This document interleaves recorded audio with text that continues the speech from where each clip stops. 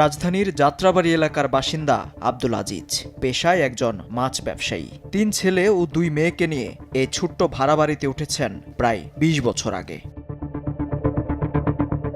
বরাবরের মতো চলতি বছরের 19শে ফেব্রুয়ারি কাজ শেষে বাড়ি ফিরে রাতের খাবার খেয়ে শুয়ে পড়েন, কিন্তু মধ্যরাতে হঠাৎ এক অচেনা নম্বর থেকে কল আসলে আঁতকে ওঠেন ঘুম থেকে। ফোন রিসিভ করে কথা বলতে গেলে জানতে পারেন এক অবাক করা তথ্য। রাত্র পরে 2:02 কি বাড়িটা ঠিক টাইম দেখি নেই, ওই টাইমে একটা ফোন আসছে।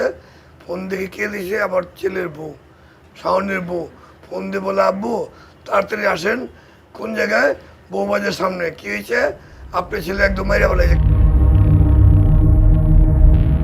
ছেলের এমন সংবাদ শুনে তাৎক্ষণিকভাবে ঘটনাস্থলে ছুটে যান বাবা আব্দুল আজিজ। এদিকে নাইট গার্ডের দায়িত্বে থাকা আলাউদ্দিন মিয়াও চিৎকারের শব্দ পেয়ে দৌড়ে এসে দেখতে পান রক্তাক্ত অবস্থায় পড়ে আছে শাওনের নিথর দেহ। জাতীয় জরুরি সেবা 999-এ কল দিয়ে সহায়তা চান পুলিশের কাছে। চিল্লা বলা শুনতে পাই, আমি দৌড় দিয়ে আসছি, আয়া দেখছি সেখানে কেউ নাই, লাশটা ওই জায়গায় পড়ে রয়েছে, এই জায়গায় না, ওই জায়গায় পড়ে রয়েছে।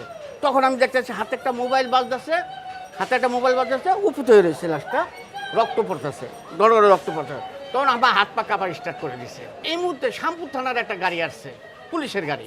তখন তারা সালাম দিলাম, আমি স্যার ওখানে কে কাহার একটা লাশ মেরে, ঠিক আছে আপনারা একটু এসে দেখেন, নাই থানায় একটু ফোন দেন। তো ওটা আমাদের আইতে না। তো আমি অবাক হয়ে গেলাম যে পুলিশ প্রশাসন আমাদের আইতে না, এটা কী বললো বলে আর ফোনও দিল না, চলে গেল। তখন আমারে 309-এ আমি ফোন দিলাম। মরদেহ পড়ে থাকার বিষয়টি জানতে পেরে ঘটনাস্থলে আসে যাত্রাবাড়ি থানা পুলিশ। ময়নাতদন্তের জন্য শাওনের মরদেহ নিয়ে যাওয়া হয় ঢাকা মেডিকেল কলেজ হাসপাতালের মর্গে। শুরু হয় প্রাথমিকভাবে মৃত্যুর কারণ শনাক্তের কাজ। আমরা তখন অফিসে কাজ করছিলাম মধ্যরাত 2:30টার দিকে। তখন 999-এ সংবাদ আসে যে, টেলিফোন আসে যে মীর হাজিরবাগে একজন ওই যে রক্তাক্ত মৃতদেহ, একটা লোকের রক্তাক্ত মৃতদেহ পড়ে আছে। যে অবস্থায় পড়েছিলেন সে তার বুকটা ছিল নিচের দিকে। তো পরবর্তীতে আমরা তাকে উল্টানোর পরে দেখি তার রক্ত সারা শরীর দিয়ে রক্ত ওইখানে আশেপাশে রক্ত ছড়িয়ে ছিটিয়ে আছে। তো দেখার পরে আমরা সাথে সাথেই আমরা আমাদের অফিসার ইনচার্জ এবং অথরিটিকে জানানোর পরে তার ব্যবস্থা নিতে বলেন। এবং ওই সময় আমাদের সাথে আরও কয়েকটা পার্টি, আমাদের টিম পার্টি যোগদান করেন। তো আমরা সম্মিলিতভাবে কয়েকটা টিম তখন কাজ শুরু করে দিই। এ ঘটনার পরদিন শাওনকে হত্যার অভিযোগ এনে যাত্রাবাড়ি থানায় মামলা দায়ের করেন ছোট ভাই শাহাদাত হোসেন। প্রাথমিকভাবে আসামি করা হয় শাওনের 4 বন্ধুকে। হত্যার রহস্য উদ্ঘাটনে মাঠে নামে পুলিশ। এলাকাবাসী জানায় নানা কারণেই পরিবার থেকে দূরে ছিলেন শাওন। থানায় বেশ কয়েকটি মাদক মামলা রয়েছে তার বিরুদ্ধে। বছর 2 আগে পরিবারের অমতে বিয়ে করায় ঘর ছাড়তে হয়েছে। সেই থেকেই স্ত্রী নিয়ে বসবাস করতেন পাশের মহল্লায়। যখন বিয়ে করছে, রিলেশনকে বিয়ে করছে, তখন ওই বিয়েতে আমরা উপস্থিত ছিলাম না। ওর ফ্রেন্ড ওরা সবাই মিলে বিয়েটা দিছে। ওই যে কি জানি বাইরেছে, ওটা খাইতো, ওইতে ধরাইতো বন্ধুরা। হিরোইন বাবা মানে বাবা খেতো? হ্যাঁ, বাবাই খাইতো। আপনারা জিজ্ঞাসা করেন, এই মহল্লার মধ্যে জিজ্ঞাসা করেন, আমার 3টা ছেলে, আপনারা বারে বারে জিজ্ঞাসা করেন শাওনে কেমন আসলো। শাওনের স্ত্রী বলছেন, বিয়ের পরপরই মাদকের সাথে জড়িয়ে যান শাওন। সম্প্রতি পুত্র সন্তানের বাবাও হয়েছিলেন তিনি। শত চেষ্টা করেও তাকে সে পথ থেকে ফেরাতে পারেনি কেউই। এমনকি সবশেষ পরকীয়াতেও জড়িয়েছিলেন, যা নিয়ে প্রতিনিয়তই ঝগড়াঝাটি লেগেই থাকতো সংসারে। একদিন আমি ওই মেয়েটার বাসায় গেছিলাম। তারপর কোনো কথাবার্তা হয়েছিল আপনার? না, মেয়েটার সাথে কোনো কথা বলি নাই, কিন্তু এমনিতে আমি বাসাটা চেনার জন্য মানে একদিন শাওন এই বাসা ফিরে নেয়, তখন আমি মেয়েটার বাসায় গেছিলাম। ওই মেয়েটার বাসার নিচে আবার ম্যানেজার আছে, তো তার সাথে কথা বলছিলাম। মেয়েটারও বিয়ে হয়েছে, মেয়েটার একটা মেয়ে আছে।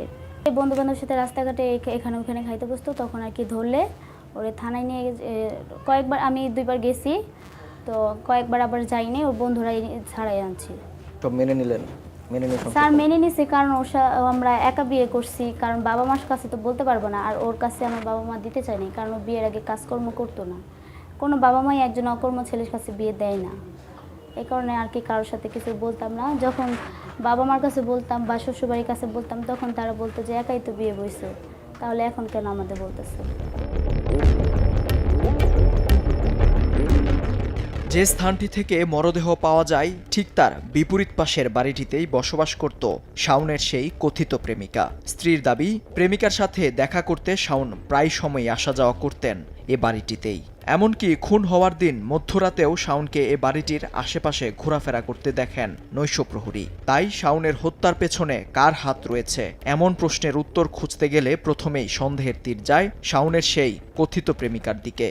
2:15 আমি দেখে গেছি এই ছেলেটা ওই মোবাইলে মেন রোডে কথা বলতেছে, 5টার দিক তাকিয়ে কথা বলতেছে। উনি বলে ওখানে প্রেম করে একটা মেয়ের সাথে বলে, আমি ওইখান থেকে চক্কর দিয়ে চলে গেছি। স্যার আমি প্রথম সন্দেহ ওই মেয়েটাকে করছিলাম। কেন ওই মেয়েটাকে? কারণ স্যার ওই মেয়েটার সাথে ওর কথা হয়েছিল যেদিন ও মারা গেছে শাওন, তখন ওই দিনেও মেয়েটা যেখানে মারা গেছে ওইখানে মেয়েটার বাসা। আচ্ছা, ওইখানে মেয়েটার বাসা, তো ওর সাথে তখন ও কথা হয়েছে। কি কথা হয়েছিল? স্যার এটা SMS ওদের সাথে কথা হয়েছে, কি কথা হয়েছে সেটা আমি বলতে পারবো না। শাওনের সেই কথিত প্রেমিকাকে ঘিরে সন্দেহের দানা বাঁধে পুলিশের মনেও। সেই প্রেমিকাই কি গোপন সম্পর্কটিকে ধামাচাপা দিতে শাওনকে হত্যা করেছে, নাকি এর পেছনে লুকিয়ে আছে অন্য কোনো রহস্য? মৃতের যে আত্মীয় স্বজন, শাওনের মা বাবা ভাই বোন যারা আসছে এবং প্রতিবেশী যারা আসছে, সবাই একটা ইঙ্গিত দিয়েছে যে শাওন একজনের সাথে সম্পর্ক ছিল। সেই সম্পর্ক যার সাথে ছিল ওই মেয়ের প্রতি প্রত্যেকের ইঙ্গিত ছিল। মেয়ের বাসাও পাশাপাশি, যেখানে ডেড বডি তার পাশাপাশি ওইদিকে ইঙ্গিত ছিল। ওইখানে একটা প্রাথমিক অবস্থায় তারা একটা দাবি জানাইছে যে এই হত্যাকাণ্ডের সাথে তারা এই মেয়ে জড়িত ছিল। ওই যে সম্পর্কের বিষয়টা ছিল। শাওনের পরকীয়ার বিষয়টিকে সামনে রেখে রহস্যের জট খোলার চেষ্টা করলেও প্রেমিকার জড়িত থাকার কোনো প্রমাণ পায়নি আইনশৃঙ্খলা বাহিনী। তাই চলে নতুন কোনো সূত্রের সন্ধান। শাওনের স্ত্রী জানান, সেদিন রাতে কাজ শেষে ঘরে ফিরে আসলেও জরুরি কাজের কথা বলে হঠাৎ বেরিয়ে যান শাওন। বাড়ি ফিরতে দেরি হওয়ায় বারবার ফোনে যোগাযোগের চেষ্টাও করেছিলেন, কিন্তু কোনো সাড়া মেলেনি। শাওনের এত রাতে বাইরে যাওয়ার বিষয়টি সন্দেহ হয় পুলিশেরও। তাই শাওনের গতিবিধি দেখতেই ঘটনাস্থলের আশেপাশে কোনো সিসিটিভি ক্যামেরা আছে কিনা তা খুঁজতে থাকে পুলিশ। সৌভাগ্যক্রমে বেশ কয়েকটি সিসিটিভি ক্যামেরা খুঁজে পান তারা।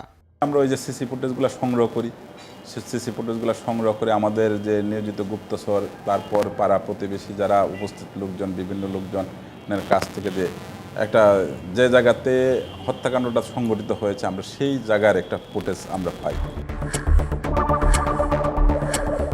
সিসিটিভি ফুটেজ বিশ্লেষণ করতে গিয়েই পুলিশের হাতে আসে শাওনের বেশ কয়েকটি অবাক করা তথ্য। এর মধ্যে সবশেষ ফুটেজ থেকেই খুলে যায় রহস্যের জট। সিসিটিভির সেই সবশেষ ফুটেজ এসেছে সময়ের অসঙ্গতির কাছেও। আমরা এখানে একটা ফুটেজ আপনি দেখতে পাচ্ছেন, আমার পিছনে একটা ফুটেজ আছে। মূলত এই ফুটেজটা দেখেই আমরা শনাক্ত করি যে কারা ছিল ওই সময়টাতে। ফুটেজে আমরা দেখতে পাই যে 2জন ব্যক্তি ছিলেন এই কিলিং মিশনটাতে, 2জন ব্যক্তি ছিলেন।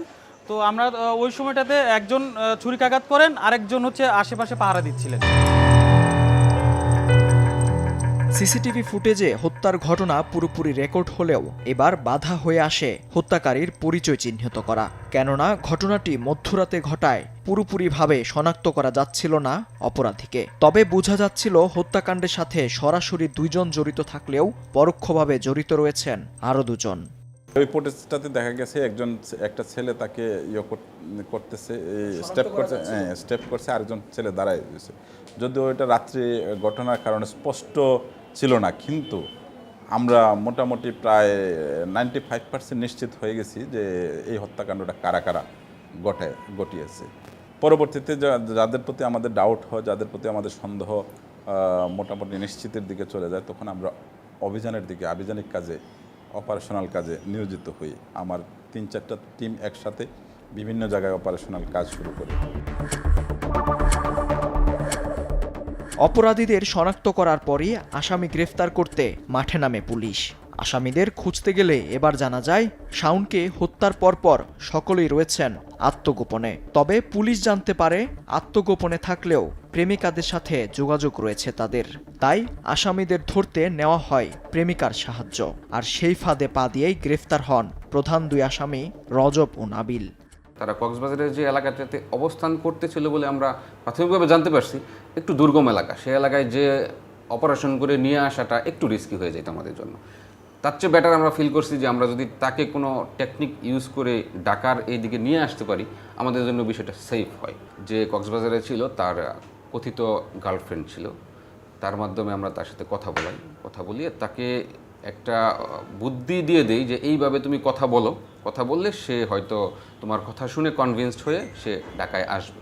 আমরা একটা পর্যায়ে বুঝতে পারি যে কক্সবাজারে যে আছে অবস্থান, সে চাচ্ছিল তার গার্লফ্রেন্ড ওইখানে চলে যাক, বাট আমরা এখান থেকে গার্লফ্রেন্ডকে কবজায় নিয়ে তার মাধ্যমে কথা বলাচ্ছিলাম যেন তার গার্লফ্রেন্ড তাকে এখানে নিয়ে আসে। এমনভাবেই বলাইতে হয়েছে যেন সে বিশ্বাস করে না আমার গার্লফ্রেন্ড আমাকে ফাঁসাবে না, ধরাবে না। ওর যে কথিত প্রেমিক যার সাথে ও কথাবার্তা বলছিল, ও আমাদেরকে জানাচ্ছিল, সেই প্রেমিকই বলে দিয়েছিল যে ওরা কোন দিক দিয়েও আসবে।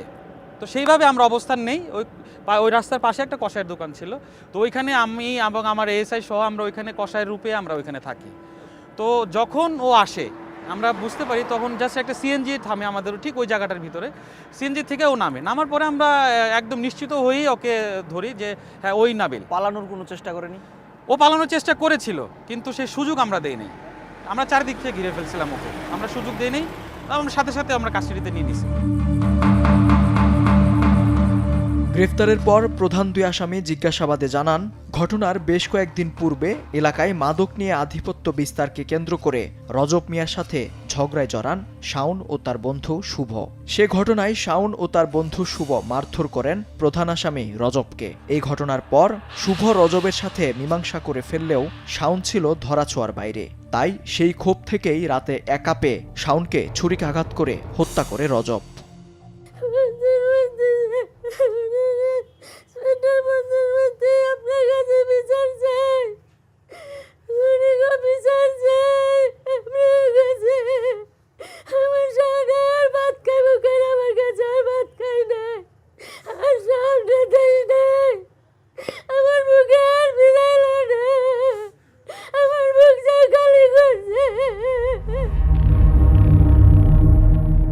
এ মামলায় বাকি দুই আসামিকে গ্রেফতার করেছে র্যাব। গ্রেফতারকৃত চারজনই তাদের নিজেদের দোষ স্বীকার করে আদালতে জবানবন্দি দিয়েছে। সামান্য মারধরের বিষয়টিকে কেন্দ্র করে শাওনকে নির্মমভাবে হত্যা করা হয়েছে। এখন পর্যন্ত হওয়া তদন্তে এমনটাই উঠে এসেছে। প্রাথমিকভাবে এ হত্যাকাণ্ডে চারজনকে আসামি করা হলেও পুলিশের ধারণা হত্যাকাণ্ডে জড়িত রয়েছে আরও কয়েকজন। মামলার তদন্ত কর্মকর্তা জানান, সকল রহস্য উদ্ঘাটনের পরেই সকলকে আনা হবে প্রকাশ্যে।